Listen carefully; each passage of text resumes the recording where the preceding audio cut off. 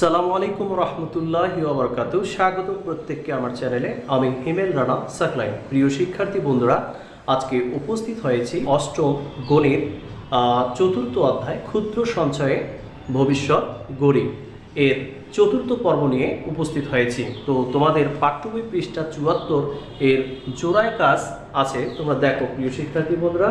৭৪ পৃষ্ঠা জোড়ায় কাজ, এটা আজকে আমি তোমাদের সমাধান করে দেব। তোমরা অবশ্যই বই নিয়ে বসে পড়ো এবং ৭৪ পৃষ্ঠা বের করো। তো প্রিয় শিক্ষার্থী বন্ধুরা, জোড়ায় কাজ ওপরের ছকটি পর্যবেক্ষণ করে শান্তার কিস্তি সংখ্যা এবং মোট জমার মধ্যে সম্পর্ক খুঁজে বের করে লেখো। প্রিয় শিক্ষার্থী বন্ধুরা, আমি গত তৃতীয় পর্বে তোমাদের একটি ছক নিয়ে আলোচনা করেছিলাম। তো সেটা ছিল ৭৩ পৃষ্ঠা একক কাজ। তো এই ছকটার আলোকে জোড়ায় কাজটির কথা বলেছে যে ওপরের ছকটি পর্যবেক্ষণ করে শান্তার কিস্তি সংখ্যা এবং মোট জমার মধ্যে সম্পর্ক খুঁজে বের করে লেখো। তো এই ছকটার মধ্যে যে সম্পর্কটা হবে সেটা আমি তোমাদের বোর্ডে লিখে দেখাচ্ছি। প্রিয় শিক্ষার্থী বন্ধুরা, শান্তার কিস্তি সংখ্যা এবং মোট জমার মধ্যে যে সম্পর্ক ছিল সেই সম্পর্কটা হচ্ছে মোট জমা। মোট জমা সমান আমরা কি লিখব? কিস্তির পরিমাণ। কিস্তির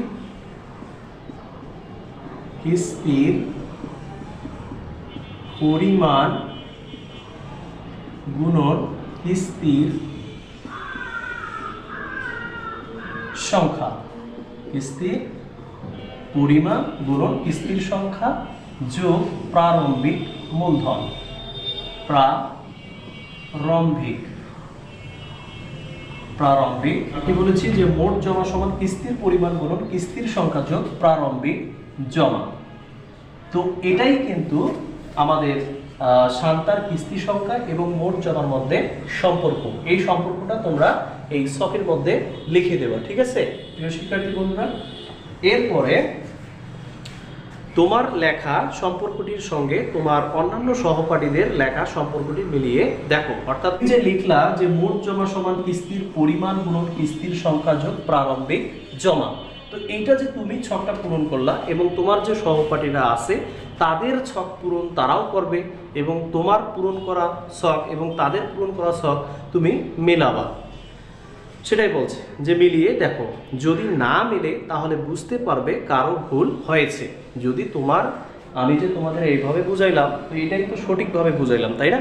এখন তোমার অন্য সহপাঠীর যদি এটা না মিলে তাহলে অবশ্যই কি কারো ভুল হয়েছে বলে তোমাকে মনে করতে হবে। এমত অবস্থায় নিজেরা আলোচনা করো এবং শ্রেণী শিক্ষককে দেখিয়ে সংশোধন করে নাও। তোমরা যদি কনফিউশনে পড়ে যাও তাহলে সেই হিসেবে তোমরা শ্রেণী শিক্ষকের কাছে সেটা সংশোধন করে নেবে। তো আমি তো তোমাদের অলরেডি আমার টিউটোরিয়ালে সংশোধন করেই দিলাম, তাই না? তোমরা চাইলে আমার সাথেও কিন্তু মিলাই দেখতে পারো। তুমি কি এই সম্পর্কটিকে একটি গাণিতিক সমীকরণে প্রকাশ করতে পারবে? এই যে আমরা লিখলাম যে মোট জমা সমান কিস্তির পরিমাণ গুণন কিস্তির সংখ্যা যোগ প্রারম্ভিক জমা, এটাকে বললো যে তুমি কি এই সম্পর্কটিকে একটি গাণিতিক সমীকরণে প্রকাশ করতে পারবে? অবশ্যই আমরা পারবো।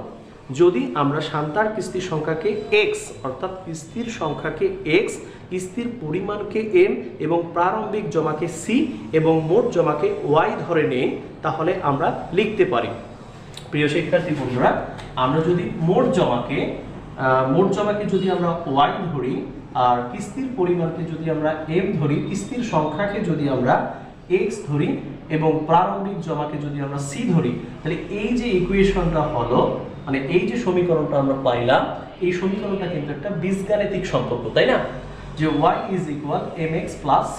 তো এত বড় ভাষাটা লেখা একটা সময়ের ব্যাপার। তো সেটা যদি তুমি অল্প সময়ের মধ্যে সমাধান করতে চাও, সময় অল্প লাগলো, যদি আমরা বীজগাণিতিক রাশির মাধ্যমে বা বীজগাণিতিক সম্পর্কের মাধ্যমে যদি আমরা এই ম্যাথ সলিউশনটা করতে যাই, তাহলে আমরা y = mx + c খুব সহজে এবং অল্প সময়ে লিখতে পারবো, তাই না?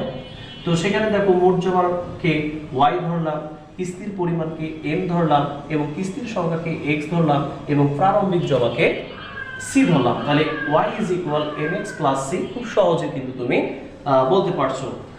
তো এটাই হচ্ছে কিন্তু একটা সম্পর্ক, গাণিতিক সমীকরণে একটা সম্পর্ক।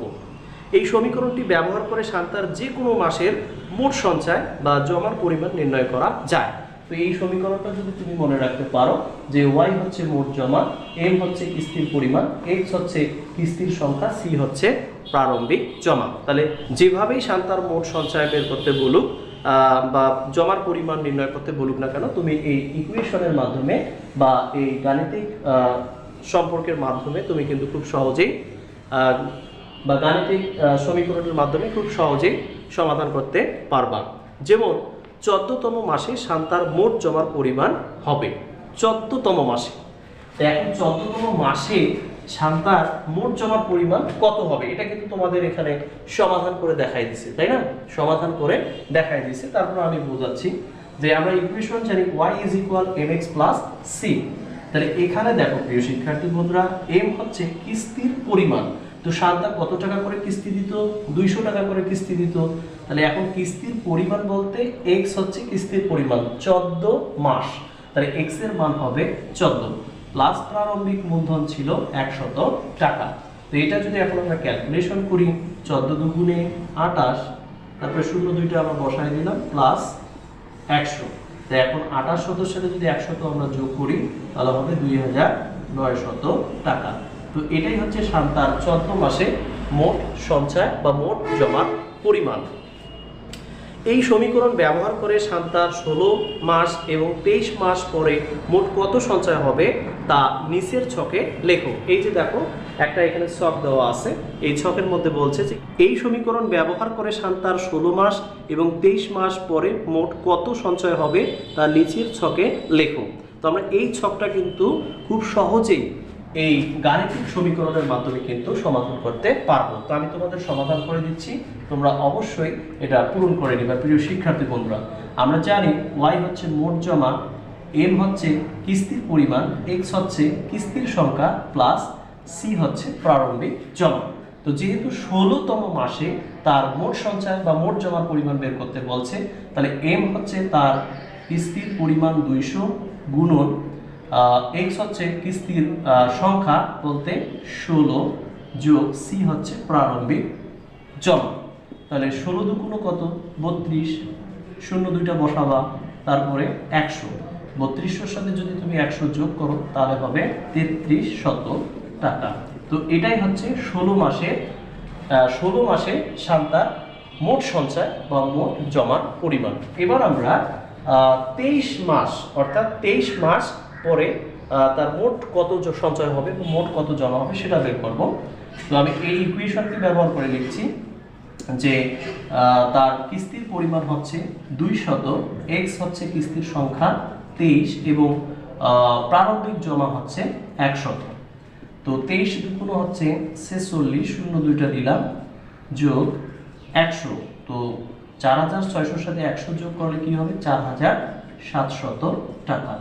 তো এটাই হচ্ছে 3300 হচ্ছে 16 মাসের মোট সঞ্চয় এবং 4700 হচ্ছে 23 মাসের মোট সঞ্চয়। আশা করি প্রিয় শিক্ষার্থী বন্ধুরা বুঝতে পেরেছো। তো তোমরা অবশ্যই এখানে কিস্তির সংখ্যা দেওয়া আছে, তুমি জাস্ট মোট জমার পরিমাণ বের করবা এই গাণিতিক সমীকরণের মাধ্যমে, যেটা হচ্ছে y mx c। y হচ্ছে মোট জমা, m হচ্ছে কিস্তির পরিমাণ, x হচ্ছে কিস্তির সংখ্যা এবং c হচ্ছে প্রারম্ভিক জমা। তো প্রিয় শিক্ষার্থী বন্ধুরা ভালো থাকবে, সুস্থ থাকবে। আজ এই পর্যন্ত। আল্লাহ হাফেজ।